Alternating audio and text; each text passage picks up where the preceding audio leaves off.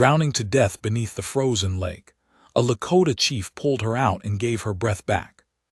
The ice cracked in 2 places before she went under. I heard it from the ridge, a sound like a rifle shot, then a second one, then nothing, and that nothing was wrong because there should have been screaming. I was on foot, leading my horse along the high trail above Pahasapa's eastern flank where the creek widens out before it bends south, and I stopped moving the moment I heard it. My horse stopped too. He always knew before I told him. I looked down.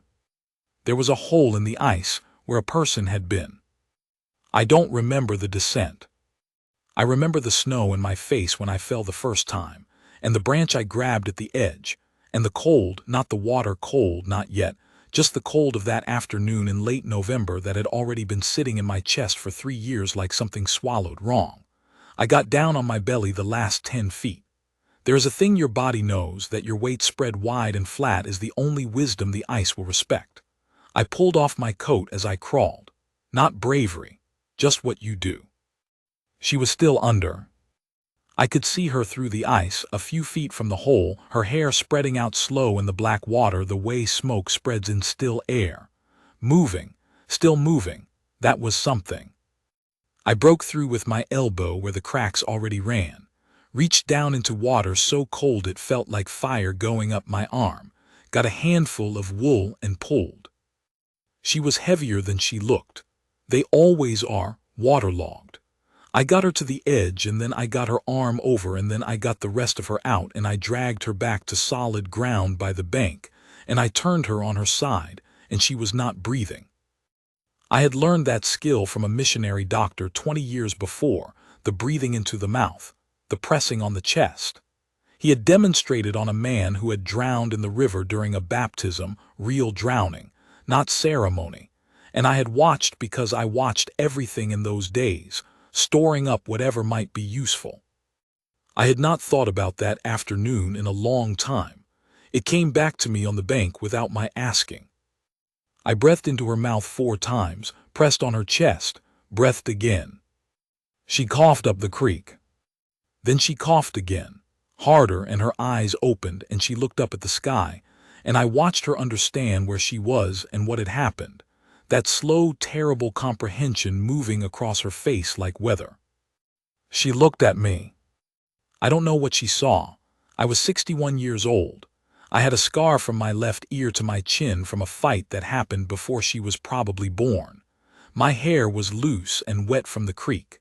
I was wearing nothing above the waist because my coat was around her, though I didn't remember putting it there. She said in English, "You blew air into me." I said yes. She said I could feel it from the inside. I didn't say anything to that. Her name was Nora Aldcroft. She told me this later, after I had gotten her onto my horse and started toward the camp. She was shaking so hard the words came out in pieces, her jaw doing something between talking and chattering, but she was insistent about it. Her name, as though she needed me to have it, as though the giving of it was a thing she could do in return for the breathing. I told her mine. She said it back wrong, the way most white people did, ran the syllables together, shortened the last sound. But she tried again when I said nothing, and the second time was closer. My camp was 2 miles. She made it, barely. I had a fire going within 10 minutes of arriving, and I made her strip the wet clothes by the flame. I turned my back, gave her what dry things I had, and I boiled water and put in dried herbs, not for medicine, just for warmth and the smell of something living. She drank 2 cups without stopping, and then set the third one down on the dirt next to her knee and stared into the fire. I watched her from across it. She was 40, maybe 42, angular. Her face was not pretty in the way that word usually means, but it was the kind of face you kept looking at because something in it kept moving. Even still, sitting by the fire with a blanket around her shoulders and her wet hair dark against her neck, she was thinking. You could see it, working something through. Whatever had taken her out on thin ice in late November, whatever she had been trying to cross to or from, she was still working it. She said without looking up, "My husband died in August." I said nothing. She said, I wasn't trying to, I want you to know that. I wasn't doing it on purpose. I knew there was a trail around, I thought the ice would hold. I said the ice on that creek never held before December. You had to know that if you had lived here any length of time. She said she hadn't lived here any length of time. She had come out in June with her husband, who had believed the land would make them. He had been wrong about that, and then he had gotten sick, and then he had died, and she had been alone in a sod house 8 miles east since August. That was 4 months. I had been alone for 3 years, and I knew something about the arithmetic of that kind of time. How it doesn't add up the way regular time does. How a month alone in grief is not 30 days but a different thing entirely. A longer thing. A thing with a different texture than time has any right to have. I didn't say that, I said, does anyone know where you are?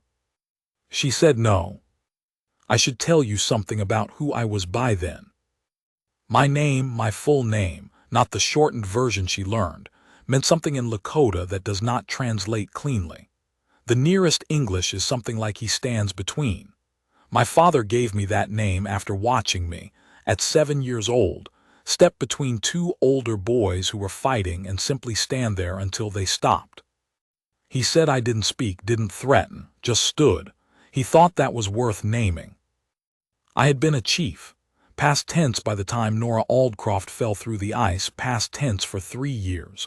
Not deposed, there was no coup, no disgrace, just diminished. The band I had led for 18 years had scattered, some to the agencies, some to relatives far west, a few dead.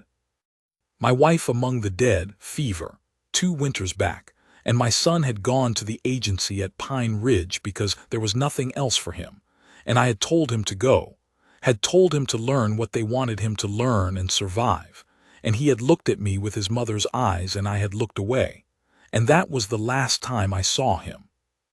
After that I had been moving, not with purpose. Moving the way water moves when there's nothing holding it, just finding the low ground by gravity. I had stopped trying to be what I had been. I had stopped most things. I was not, in those days, a man with much use for company. And yet there was a woman by my fire. She stayed 3 days. Not because she was injured, though she was something wrong with her ankle from the fall, swollen and greenish by the second morning, bad enough that walking was not a real option. But beyond the ankle, the temperature had dropped the night she fell through the ice, dropped hard and fast the way it sometimes does up there, and going out in it would have been its own kind of foolishness. I did not tell her to stay. I did not ask her to leave. She was just there, and after a while that became a fact of those days, the way the cold was a fact, and the smoke from the fire was a fact. She was not a difficult presence. That surprised me. Most people fill silence with words because silence makes them afraid. She didn't. She could sit for an hour without speaking and it was not uncomfortable. She was watching things, the fire, the way the light moved, once a hawk that circled for a long time above the camp, watching with the kind of attention that meant she was actually seeing, not just looking. On the second day she asked if she could help with anything. I was working on a bridle that needed resewing, the leather cracked in 3 places. I handed it to her without much thought. She looked at it, turned it over, and then without asking for tools found my sewing kit and went to work. I watched her hands. She knew what she was doing, not expertly, not like someone who had done it 100 times, but she understood what the leather needed and she worked toward that without second-guessing herself. When she handed it back, it was better than when I had given it to her. I said so. She said her father had been a harness maker in Ohio. That was the most she said about her life. She didn't ask about mine, which I respected. People who ask about you usually want to tell you about themselves. She asked about the land, the names of things, what I called this ridge and that creek, why the elk moved the way they moved in November. And I answered because those questions were real questions, not ones being used as a bridge to something else.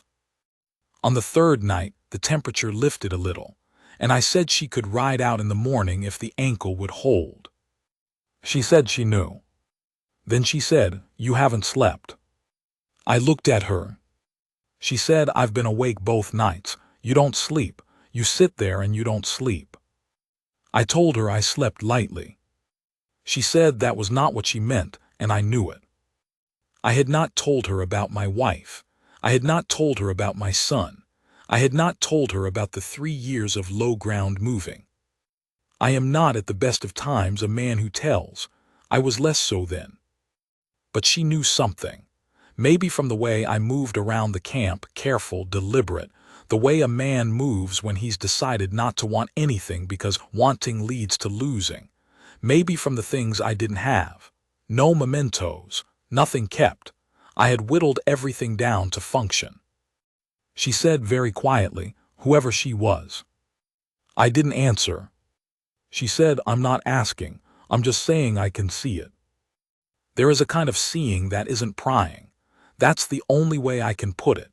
She wasn't reaching into a place she had no business. She was just acknowledging. The way you acknowledge a wound on a man's body, not to embarrass him, but so he knows you know, so he doesn't have to carry the pretending. I said my wife's name, just that, her name in Lakota. Nora repeated it softly, carefully, getting the vowels right on the first try. I looked at the fire. After a while I said she had died of fever 2 winters back. I said her name meant something like morning light striking water. I said she had laughed easily and been hard to fool, and she had kept me honest for 22 years. I said I didn't know what to do with a world that had her gone from it. Nora didn't say anything. She didn't say she was sorry. She didn't say time heals. She didn't say any of the things people say. She just nodded, once, like she was confirming something. I kept talking. I don't know why. I hadn't talked like this to anyone in 3 years.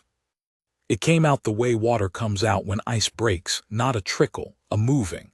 I talked about my son at Pine Ridge and the look in his eyes when I told him to go. I talked about the band scattering and how a chief is nothing without his people, is not even the word chief anymore, is just a man with a name that used to mean something. I talked about the moving, the 3 years of it. I talked until I ran out and then I stopped. The fire had burned down to coals. Nora was sitting very still, her hands in her lap. She said, "You pulled me out of the ice and breathed air into me." I said yes. She said, "Somebody needs to do that for you." She did not ride out in the morning. I did not ask her to stay. That's important. I need you to understand that. I am not a man who asks. And she didn't announce herself, didn't make a thing of it. She just didn't leave. She was up before me, which I noticed because almost no one was ever up before me, and she had put wood on the coals and had water heating, and she handed me a cup when I came out of the lean-to, and she looked at me with clear eyes. That look. I have thought about that look for 15 years, and I still can't fully account for it. It wasn't pity, wasn't tenderness, not exactly, or not yet. It was more like recognition. The way you look at something you understand. The way you look at a piece of work done correctly and know it for what it is. She saw me, that's the only way to say it. She looked at me and she saw a man, not a ruin, not a figure of sadness, not a curiosity, a man. I don't think I understood how much I had stopped believing I was that. The days that followed were ordinary. That was the strange thing. They were ordinary in a way my days had not been ordinary for a long time, not eventful, not dramatic, just real. She was useful and she knew it, and there was no performance about it. She repaired things. She was good with fire. She had opinions about how meat should be cooked, and she stated them without apology, and she was right about most of them. She learned the names of things, plants, landmarks, the stars I navigated by, with a quickness that told me she had always been this way, that her mind worked by learning, and her comfort came from knowing where she stood. She made me talk, not by asking, by being there in a way that made silence feel like waste. I told her things I had not said out loud, the battles I had led and won and what winning had cost, the years when the land was still ours in a way that meant something. The particular morning I found my wife, She had been gathering medicine plants and she simply did not come back, and I had found her in a meadow, and there had been nothing wrong with her except that she was gone, and the stillness of it, the absence of violence, had somehow made it worse, not better. Nora listened. She talked too, her father's hands smelling of leather oil, a sister who had died young. The husband, Thomas, who had been full of dreams and not enough hardness, a man built for better land than this, and how she had loved him for the softness that the land eventually broke. How she had stood at his grave in August and felt something go out of her that she didn't know if she could get back. One evening I asked her, "What made you fall through the ice?" Not carelessness, she was not careless, something else. She was quiet a long time. She said, "I think I had stopped deciding things. I wasn't trying to die. I was just not trying not to." I knew that. I knew it from the inside. 6 weeks she stayed. Through December into January. The cold settled in serious by mid-December, real cold, the kind that gets into wood and stone and stays. We moved camp twice, following the fuel, and she moved with me without discussion, packing what needed packing, riding without complaint over ground that would have beaten a softer person. She was not soft. That is not a criticism of softness, but it is what I need you to understand about her. She had been broken by August, broken open, which is different from broken down, and what was inside had turned out to be durable. She had been through something that unmade her, and she was in the process of making herself again, and she was doing it out here, in the cold, in a camp with a Lakota chief who barely talked, and she was doing it without flinching. I started sleeping. I don't know when. I noticed it one morning, waking slowly, the fire low, light just beginning.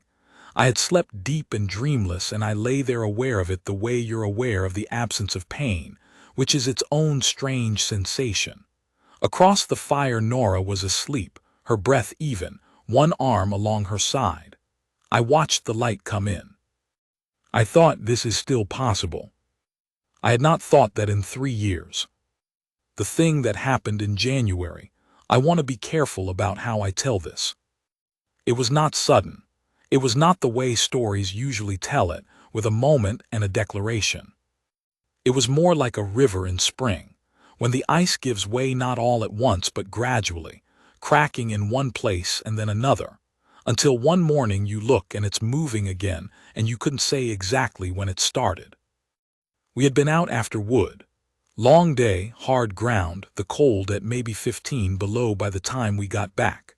She was leading my horse and she stumbled ice under the snow, invisible, and I caught her arm, and she caught mine, and we stood like that for a moment in the gray January light, both of us balanced by the other. She didn't let go right away. I didn't either. She looked up at me. She was tall, but I had a foot on her, and what was in her face was not what I expected. Not gratitude, not the look of someone glad not to have fallen. Something much more deliberate than that, something chosen. She said quietly, "I know what I'm doing." I said nothing. She said, "I want to know if you do." I looked at her a long time. The cold, the gray sky, the horse patient and still beside us. I said, "I am 61 years old. I am a man who has lost most of what he had. I have a son I may not see again and a grief I am still inside of, and I am not what I was." She said, "I know all of that." She held my eyes. She said, "I'm asking if you're still deciding to live. I am going to tell you about a moment, because it belongs in this telling." It was 3 days after that conversation in the cold. The answer I had given her, and I had given her one, though not in words, had settled into the camp like weather settling, changing the feel of the air between us, changing nothing practical and everything else. I had been working at the fire and I turned and she was there, close, and she put her hand against my face. Not a gesture of comfort, not tenderness in the diminishing sense, a gesture of claiming. The way a person touches something they have decided belongs to them, or that they belong to. Her palm against my scarred jaw, her eyes level with mine, and she held it there. She said, "You're still here." That was all. But you need to understand what those 3 words did. I had been, for 3 years, a man who was technically present and actually absent. A man going through the forms of living while the substance of it had drained away. And she was telling me, with her hand and her eyes and 3 words, that she could see the difference between the ghost of me and the man, and that she was talking to the man, that the man was still there to talk to. I covered her hand with mine. I didn't speak. What she had said was already complete, and words would have been a lesser thing. We stood there in the cold and the firelight, and she did not look away, and I did not look away, and something that had been gone for 3 years came back. Not loudly, not in a flood, just back. Like water returning to a riverbed. Like morning light hitting water. My son came in February. He rode into camp on a government issue horse that was too thin, wearing a jacket that wasn't warm enough, and I saw him from a distance, and I stood very still while he came toward me. He was 24. He looked older. His mother's eyes, as I remembered, but harder now with more in them. He stopped his horse and looked down at me. He looked at the camp, the double fire ring, the second sleeping place, the organized order of things that had not been there, I knew, when last he'd heard of me. He looked at Nora, who was standing back, quiet, reading the moment correctly. He looked at me. Something shifted in his face. Not happiness, not yet. Something more cautious than that. Something that might become hope if treated carefully. He climbed down. I went to him and held him, and he held me, and neither of us spoke. His ribs were sharp under the jacket. He was alive. He had found me. That was enough. Later, when the fire was high and we had eaten, Nora was across from us, and my son was telling me about Pine Ridge, the school, the things they were making him learn, the way the other boys were. He kept looking at her. At one point she said something, corrected a word he'd used in English, gently, just a small correction, and he looked at her surprised, and then he looked at me, and something passed between us, father and son, that I couldn't have described, but that was real, and that was good. He stayed 4 days. Before he left, he stood with me outside the camp while Nora was inside, and he said, in Lakota, "She looks at you like you're worth looking at." I said yes. He said, "Is she staying?" I said I thought so. I said I hadn't asked her to, and she hadn't announced it, but that she had not left when she could have, and that it seemed like a kind of answer. He considered that. He was very young, but he was his mother's son, and she had always understood the way things that matter don't get said, they just get done. He nodded. He mounted up and he rode east, and I watched him until the land took him. Here is what I want you to understand about the woman who nearly drowned. I pulled her out of the ice. That is true, and it is the first thing anyone would say about it, the headline of it, the image that people fix on. The man pulling the woman from the frozen water. I understand why. It's the kind of image that sticks. But that is not the story. The story is that she pulled me out too. Not from ice. From something slower and deeper and colder than ice. The kind of cold that comes in through the spirit instead of the skin. The kind you can carry for years and not even know you're carrying it because you stopped imagining what warmth felt like. I had been under for 3 years. I had not gone under in one moment the way she had, no single crack and falling through. I had gone under the way a man goes under who stops fighting the current. Not a decision, not a choice, just an absence of effort, a releasing, and one day you look up and there is a great deal of water above you and the light is very far away. She saw that, without being told, without me showing her because I was not showing anyone anything by then. She saw it the way she had looked at the bridle and known what it needed, the kind of seeing that comes from paying attention rather than from being told. And she breathed air back into me. The same air returned. I am 76 years old as I tell you this. My son came back for good the year after that February, left Pine Ridge and came home. He has children, 3 of them, And they call me the word that means grandfather in a way that has more warmth in it than any title I ever carried. Nora is asleep inside right now. I can hear the sound the house makes when she's sleeping, which is different from the sound it makes otherwise. 15 years I have known that difference. 15 years I have woken before her sometimes and lain in the dark listening to it and thought about the man I was before and the man I am now. I think about that creak sometimes. The ice. The sound it made, rifle shot, then rifle shot again, then the wrong silence. I went down on my belly on the ice because there was a person under it. That is all. I was not a hero. I was not performing courage. I just happened to be on the ridge, and I happened to hear it, and my body knew what to do before my mind caught up. But here is the thing I understand now that I didn't understand then. I had been on that ridge because I had stopped going other places. I had tightened my world down to the size of my own silence. If I had been a different kind of man by then, the kind who stops at trading posts, who keeps company, who looks outward instead of inward, I would not have been on that ridge. I would have been somewhere else. She would have gone under and stayed under. So grief put me there. And she put grief somewhere it could be born. I don't know what to call that except true. It's early yet.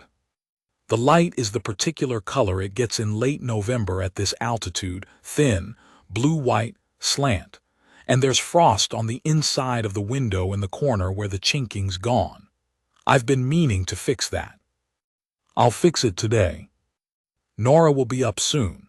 She'll make coffee the way she makes it, too strong, the way I've gotten used to over 15 years and would not change now for anything in the world. She'll come out and she'll hand me the cup and she'll look at me with those clear level eyes and she'll see a man. She has always seen a man. There is a particular feeling that comes with being seen that way, truly seen, by someone who has no reason to flatter you and every reason to know better. Someone who has been in your company through every weather, through grief and silence, and the particular ugliness of a man rebuilding himself from the ground, and has looked at all of it and kept looking. I spent the first part of my life earning the right to be called chief, earning respect through the things a man does that earn respect: battle, leadership, counsel, sacrifice. I was good at it. I was proud of it. And then the world changed and stripped the word of its meaning and I was left with a name that fit nothing. It was Nora Aldcroft who gave me the other thing. The thing that turns out to matter more, in the long run, than any title. She made me know I was worth being seen. That is not a small thing. That is not a soft thing. That is the thing a man can live on for a very long time. The frost is on the window. I'll fix it today.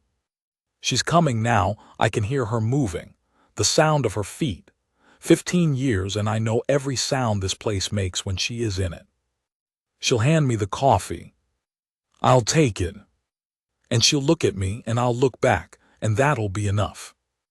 That has always been enough.